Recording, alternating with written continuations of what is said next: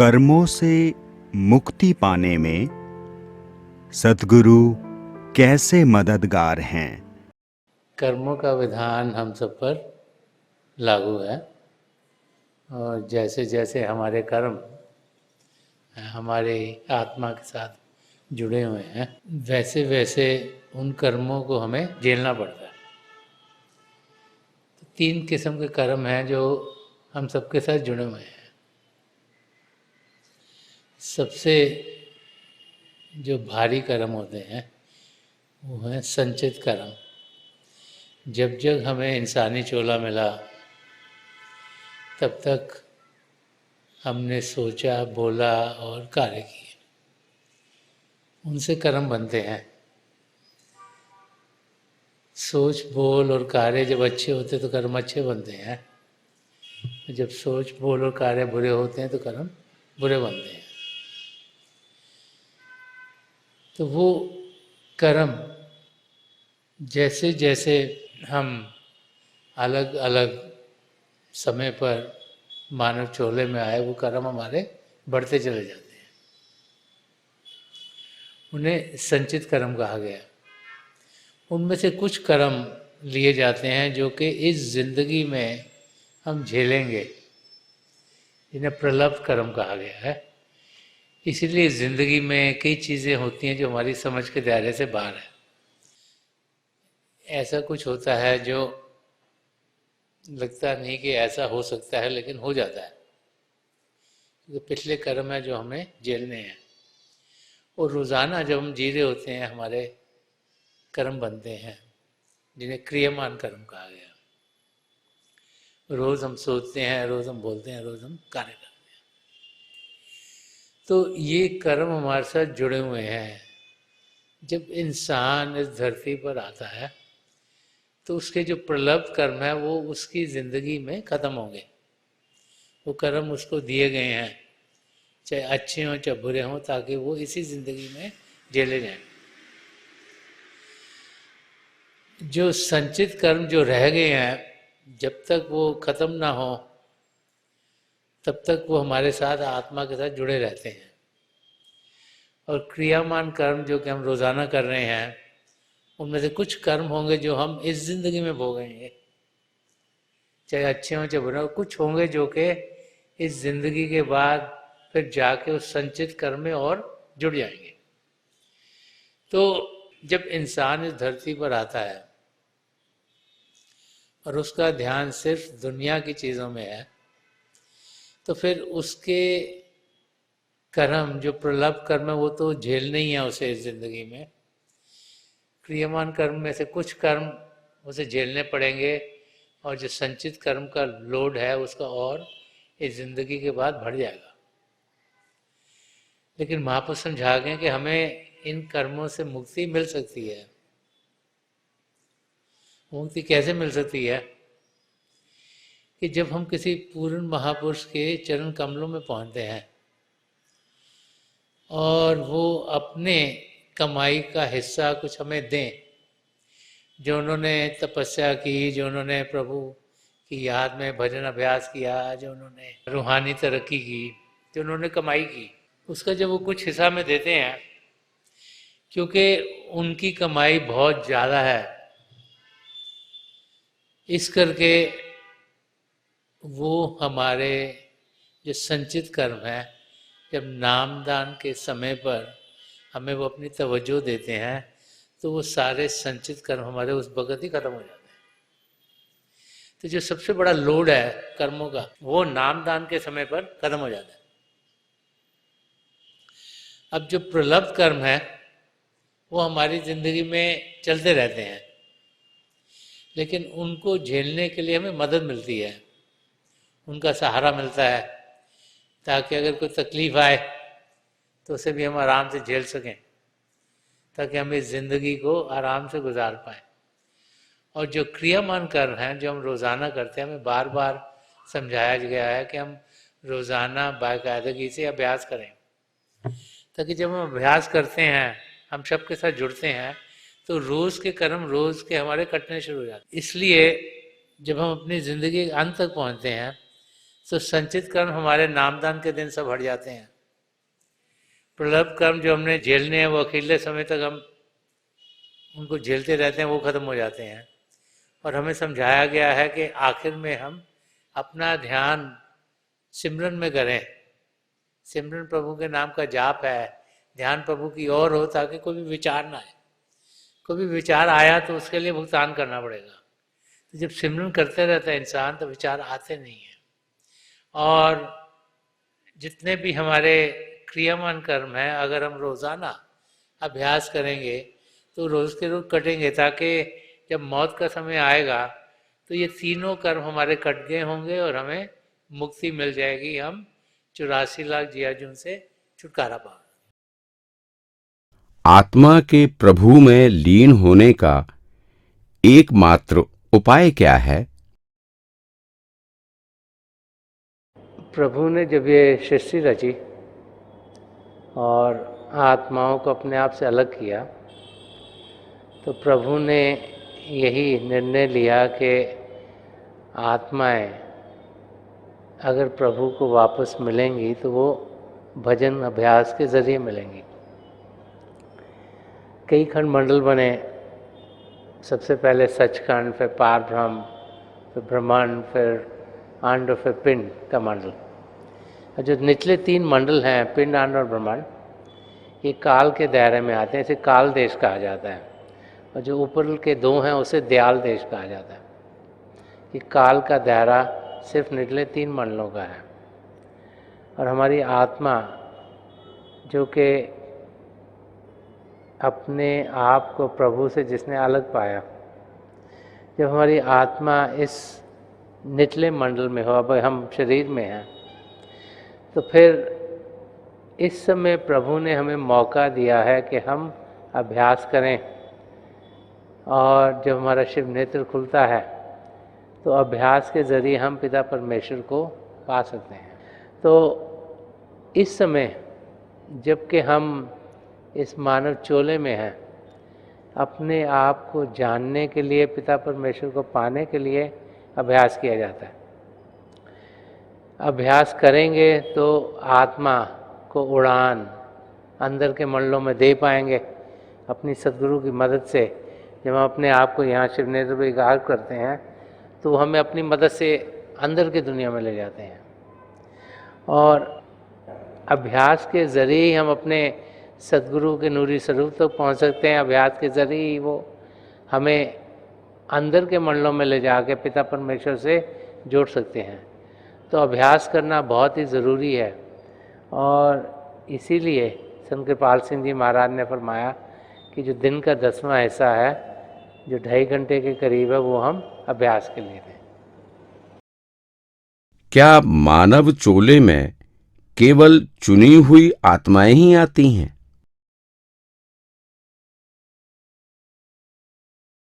हम लोग जो इस समय मानव चोले में हैं, बड़े खुशकिस्मत हैं कि प्रभु ने हमें चुना, हमारी आत्मा को चुना और उसे ये शरीर दिया। इसमें सब पदार्थ दिए हैं जिसके ज़रिए हम अपने आप को सही रूप में जान सकते हैं और पिता परमेश्वर की ओर बढ़ सकते हैं। अब महापुरुष समझाते हैं कि हमारी आत्मा 84 लाख जियाजुन में चक्कर लगा रही है, क्योंकि जब तक हम शरीर में नहीं आएंगे, जब तक इस मानव चोले में नहीं आएंगे, तब तक हम 84 लाख जियाजुन से छुटकारा नहीं पा सकते। अब हमारे कर्म कैसे हैं, हमने किस किस्म की ज़िंदगी जी, उस पर निर्भर होता है कि हम उस 84 लाख जियाजुन में कहाँ पर हैं। हम 84 लाख जियाजुन से छुटकारा तभी पा सकते हैं जब हमारी आत्मा मानव चोले में हो, क्योंकि इसमें विवेक की कैरेक्टरिस्टिक है। हम सच क्या है, झूठ क्या है, उसका निर्णय कर सकते हैं। तो इसलिए हर एक आत्मा को ज़रूर मौका मिलेगा इस शरीर में आने का, ताकि उसे मौका मिले वो अपनी मंजिल तक पहुंच सके। लेकिन हम लोग जिनको ये मौका मिला है, इस मौके को गंवाना नहीं चाहिए, क्योंकि अगर इस ज़िंदगी में हमने प्रभु को जाना नहीं, पहचाना नहीं, इनसे एकमिक नहीं हुए, तो फिर ये मौका कितने सालों के बाद आता है ये हमें मालूम नहीं। तो इस शरीर में आने का मकसद ही यही है कि हम अपने आप को जाने, पिता परमेश्वर को पाएं और अपनी आत्मा को 84 लाख जिया जुन से छुटकारा दिला। बिना डर और चिंता के जीवन कैसे जिएं? इनसिक्योरिटीज इंसान की जिंदगी में तब आती हैं जब वो समझता है कि वो कुछ करने के लायक नहीं है। तो सबसे पहले हमें समझना चाहिए कि हम सब पिता परमेश्वर की संतान हैं। जब पिता परमेश्वर की संतान है तो हमें फिक्र फाका क्या है? हमें जानना चाहिए कि प्रभु हर पल हर क्षण हमारे अंग संग हैं और हमारा ख्याल कर रहे हैं। और जो उस अवस्था तक पहुंच गया, जिसने जान लिया कि प्रभु हमारे अंग संग हैं, हर पल हर क्षण हमारा मदद कर रहे हैं, तो वो फिर इंसान इनसिक्योर नहीं रहेगा। इनसिक्योरिटी तब आती है जबकि लगता है वो बाद में पता नहीं क्या होगा, ये लगता है कि हमारी तबीयत ठीक नहीं, अच्छी होगी कि नहीं होगी, ये लगता है कि शायद ये काम होगा कि नहीं होगा। और जो ज़्यादा इनसिक्योरिटी इंसान को फ्यूचर की होती है कि कल क्या होगा, क्या मैं अपने आप को संभाल पाऊँगा, मैं अपने बच्चों का ख्याल कर पाऊँगा, मेरे बच्चे वेल सेटल्ड होंगे, उनके आगे बच्चे वेल सेटल्ड होंगे। तो इनसिक्योरिटी लाइफ में आती हैं जबकि इंसान को अपने आप पर फेथ नहीं रहता। तो जब अपने आप पर फेथ क्यों नहीं रहता? क्योंकि परमात्मा में फेथ नहीं है। अगर प्रभु में फेथ होगा कि पिता परमेश्वर से हम जुड़े हुए हैं, वो हमारे रक्षक हैं, हमारा वो हर समय सहारा देते हैं, जब उस अवस्था में हम होंगे तो फिर कोई इनसिक्योरिटी होगी नहीं और तब जिंदगी पॉजिटिव होनी शुरू हो जाएगी। जब भी इंसान इनसिक्योर होता है तो वो रोता धोता ही रहता है, ये ठीक नहीं हुआ, वो ठीक नहीं हुआ, ये होगा कि नहीं होगा, वो होगा कि नहीं होगा, और सारी अपनी ज़िंदगी खराब करता है और आसपास की भी ज़िंदगी खराब कर देता है। So the best thing is कि जो वो इंसान है उसको प्रभु में यकीन, प्रभु में फेथ होना बहुत ज़रूरी है। और फेथ कब होगा? जब प्रभु का कुछ अनुभव होगा। और अनुभव कब होगा? जब कोई भजन सिमरन पर बैठेंगे, क्योंकि हलचल में तो प्रभु का एक्सपीरियंस हो नहीं सकता। पिता परमेश्वर का एक्सपीरियंस हमें तब होता है जब हम शांत अवस्था में बैठते हैं। इसीलिए बार बार महाप्रभु समझाते हैं कि हम भजन अभ्यास करें। उसके बहुत से फायदे होते हैं। तो रूहानी तरक्की तो होती है, लेकिन जो स्टेबिलिटी लाइफ में आनी चाहिए कि पिता परमेश्वर हैं, जब हम प्रभु की ज्योत के दर्शन करते हैं, जब उनकी ध्वनि को सुनते हैं, तो हमें ये तो यकीन होता है कि कुछ है। ये नहीं है कि एक कही सुनी बात है, कि हमने खुद अनुभव किया। तो खुद एक्सपीरियंस करना अपने भीतर बहुत ज़रूरी है, क्योंकि जब वो एक्सपीरियंस होगा तभी हमें यकीन होगा पिता परमेश्वर हमारे अंग संग हैं।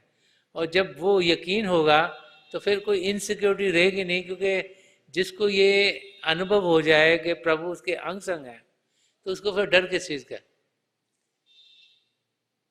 परमात्मा के साथ तो कुछ चीज़ खराब हो ही नहीं सकती। हर एक चीज़ अच्छी होगी, सब चीज़ बढ़िया होगी, जो भी हो रहा है वो ठीक ही हो रहा है।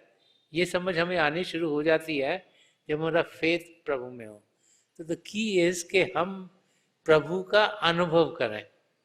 और अनुभव तभी होगा जब हम शांत अवस्था में हो जाएंगे। जब शरीर शांत होगा और मन शांत होगा, तभी जाके पिता परमेश्वर का अनुभव हम कर पाएंगे। तो इसीलिए ज़रूरी है कि हम अभ्यास करें, बार बार करें, बेकायदगी से करें, और हम देखेंगे कि हम उस स्टेट पे पहुंचेंगे जहां हमें कोई फिक्र फाका नहीं रहेगा। जब ये अनुभव हो जाए प्रभु हमारे अंग संग हैं, हम उनके जो दो जाति रूप में ज्योति और श्रुति उसका अनुभव करते हैं, तो फिर इंसान बड़ा हंसी से खुशी से इस जिंदगी को गुजारता है। कर्मों का विधान और ध्यान अभ्यास एक दूसरे से कैसे संबंधित हैं? कर्मों का विधान हमें यही समझाता है कि जैसी करनी वैसी भरनी। जैसे थर्ड लॉ ऑफ फिजिक्स है कि for every action there is a reaction, कि जैसा हम सोचेंगे, जैसा बोलेंगे, जैसे कार्य करेंगे, उस किस्म का ही हमें भुगतान करना पड़ेगा। अच्छा सोचेंगे, अच्छा बोलेंगे, अच्छे कार्य करेंगे तो हमें खुशी मिलेगी, और अगर बुरा सोचेंगे, बुरा बोलेंगे, बुरे कार्य करेंगे तो भुगतान करना पड़ेगा। तो हमारी आत्मा जो परमात्मा का अंश है, जो जब प्रभु से अलग हुई, जो कि आज इस समय इस मानव चोले में है, तो उसके साथ जब जब वो पहले मानव चोले में थी, जो जो उसने सोचा, बोला, कार्य करे, वो कर्म बनते गए और वो इकट्ठे होते गए, उनको सच्चित कर्म कहा जाता है। कि स्टोर हाउस ऑफ कर्मास है। जैसे एक ज़िंदगी में कितने कर्म करे वो हो गए, अगले बारी कितने कर्म करे वो हो गए। अब उनमें से थोड़े से लिए जाते हैं जिनको प्रलभ कर्म कहा जाता है, और जो प्रलभ कर्म है वो हमने ज़िंदगी में झेलने हैं, और उन पर ही हमारी 75% लाइफ निर्भर है। और रोज़ाना हम सोचते हैं, हम बोलते हैं, कार्य करते हैं, ये तीसरा हिस्सा है कर्मों का, जिसे क्रियमान कर्म कहा जाता है। कि रोज़ाना जो भी हम करते हैं, बोलते हैं, कार्य करते हैं, उसके भी कर्म बनते चल जाते हैं। अब जब तक सारे कर्म कटेंगे नहीं, तब तक हम 84 लाख जिया जुन से छुटकारा पाएंगे नहीं। ये बार बार बार महापुरुष हमें समझा गए हैं। तो जब हम रोज़ाना अपनी ज़िंदगी जीते हैं, और रोज़ाना जो जितने भी कर्म हमारी ज़िंदगी में होने हैं वो तो होंगे ही, 75% तो होंगे। तो जो 25% का हमारा हिस्सा है, जो हम कर रहे हैं, जो नए कर्म बन रहे हैं, क्रियमान कर्म, अगर हम रोज़ाना भजन अभ्यास करेंगे तो वो रोज़ाना भजन अभ्यास के ज़रिए कटते चले जाते हैं। इसीलिए बाकायदगी से रोज़ाना अभ्यास करना ज़रूरी है। इसीलिए हमें समझाया गया कि जो दिन का 10वां हिस्सा है, जो कोई 2.5 घंटे के करीब है, वो हम अभ्यास में दें। कि उतना कम से कम देंगे तो उस दिन के कर्म उसी दिन कट जाएंगे हमारे, और हमारा लोड बढ़ेगा नहीं। तो अगर अभ्यास रोज़ाना करेंगे, रोज़ाना कटेंगे। और जो सन्मत का रास्ता में ये समझाता है कि जिस दिन हमें नाम की देन मिलती है, उस दिन जितने भी हमारे संचित कर्म है, वो सब के सब हमारे सद्गुरु हमसे ले लेते हैं। हमारे उसी समय, नामदान के समय पर ही जो जितने भी संचित कर्म है वो हमारे सब के सब कट जाते हैं। लेकिन जो प्रलभ कर्म है उन्हें वो छेड़ते नहीं, क्योंकि अगर उन्हें छेड़ेंगे, वो ले सकते हैं, तो क्या होगा कि अगर प्रलभ कर्म हमारे ख़त्म हो गए तो हम ज़िंदगी से चल बसेंगे। इसलिए प्रलभ कर्म में हमें मदद मिलती है, और इसीलिए जो अभ्यास करने का तरीका है वो हमें दिया गया है कि हम रोज़ाना अभ्यास करें, अपनी ज़िंदगी में सद्गुणों को ढालें, अपनी ज़िंदगी ऐसी बनाएं ताकि ज़िंदगी में पॉजिटिविटी हो। लेकिन सबसे ज़रूरी है अभ्यास करना। उसके लिए ज़रूरी है शरीर को शांत करना और मन को शांत करना। और शरीर को शांत करना बहुत आसान है। एक शांत जगह ढूंढें, बैठ जाएं, आंखें बंद करें, तो पांचों इंद्रियों को बड़ी आसानी से अंदर खींच सकते हैं। मन को शांत करना बड़ा मुश्किल है। मन को शांत करने के लिए हमें सिमरन दिया गया है। इसीलिए समझाया जाता है कि दिन में जब भी मौका मिले सिमरन कर लो। जब कोई मेंटल एक्टिविटी नहीं कर रहे हो तो बस सिमरन करो, ताकि ध्यान प्रभु की ओर जाए। क्योंकि हमने तो प्रभु से मिलना है, हमारा पर्पज़ ही है आत्मा का मिलाप परमात्मा से होना है। ज़िंदगी मिली इसीलिए है ताकि प्रभु से हमारा मिलाप हो। तो जब हम रोज़ाना भजन अभ्यास करेंगे तो रोज़ाना के कर्म करते चले जाएंगे। तो जो हमारे संचित कर्म हैं वो तो नामदान के समय कट गए। जो प्रलब्ध कर्म है वो रोज़ाना जो जो होना हमारी ज़िंदगी में होगा, जितनी तकलीफ़ आनी है उसमें हमारे सद्गुरु की मदद मिलती है ताकि हम उस तकलीफ़ को सहन कर पाएँ और हमारी ज़िंदगी से गुजरे। और जो रोज़ाना हम कर्म करते हैं क्रियामान कर्म, वो अभ्यास करके, मेडिटेशन करके, भजन सिमरन करके रोज़ाना करते चल जाते हैं, ताकि जब हमारा आखिरी समय आता है शरीर में होने का, हमारे संचित कर्म वैसे ही करके प्रलब्ध कर्म रोज के रोज कट रहे हैं। और कहा जाता है कि ध्यान प्रभु की ओर करो, सिमरन करो, ताकि और कोई ख्याल ना आए, ताकि विचार भी अगर आखिर में आ गया तो भी उसका कर्म भी हमें देना पड़ेगा। तो सिमरन कर इसी किया जाता है ताकि उस दिन के भी कर्म कटें, ताकि जब हम शरीर को छोड़ें हमारे सारे कर्म कट गए हों और फिर हम 84 लाख जियाजुन से छुटकारा पाएं। तो यही कनेक्शन है कर्मों का और अभ्यास करने का। आप सब अभ्यास के लिए बैठ जाइएगा। आप जहाँ भी बैठे हैं आराम से बैठिएगा, अपनी आंखें बंद कर लीजिएगा। ये जो आई बॉल्स हैं, आँख के डेले हैं, ये सामने फोकस हों, जैसे आप 8-10 दिन सामने फोकस हो। आंखें बंद करते ही वो भाई बहन जिन्हें नाम की देन मिली है, आप सिमरन कीजिएगा। अगर यहाँ कोई भाई बहन है जिन्हें नाम की देन नहीं मिली, तो आप प्रभु के किसी भी जाति नाम का जाप कीजिएगा। जाप मन ही मन करना है, ऊंचा नहीं दोहराना। आपका ध्यान बिल्कुल सामने होना चाहिए और प्रभु की दया से थोड़ी देर में आपको रोशनी के चिन्ह दिखने शुरू होंगे और बहुत से नज़ारे और भी आपको देखने को मिल सकते हैं।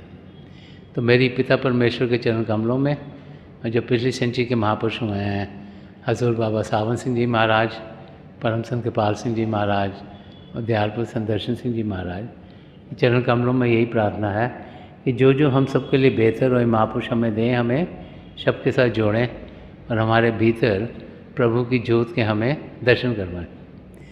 थोड़ी देर में आकर मैं आपको इस बैठक से उठाऊंगा और मेरी शुभकामनाएं आप सबके साथ हैं।